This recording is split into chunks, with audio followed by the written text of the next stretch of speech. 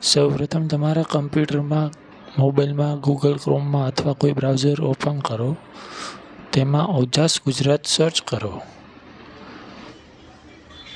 ત્યાર પછી ઓજાસની વેબસાઇટ ખુલશે. ત્યાં બે ઓપ્શન જોવા મળશે. તેમાં secondary main exam call letter પર ક્લિક કરવાનું છે. તમારે પહેલા ઓપ્શન ઉપર ક્લિક કરવાનું નથી, નહીંતર તમારો પરીક્ષાનો કોલ લેટર ડાઉનલોડ નહીં થાય.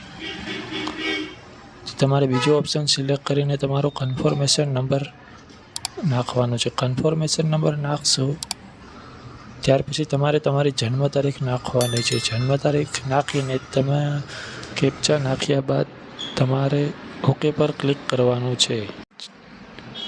ઓકે બટન પર ક્લિક કરીને તમારો કોલ લેટર તમને દેખાઈ આવશે. જો તમારે કોલ લેટર દેખાય નહીં અથવા જો તમને કોઈ એરર આવે તો તમે તમારા પેજને રિફ્રેશ કરી શકો છો.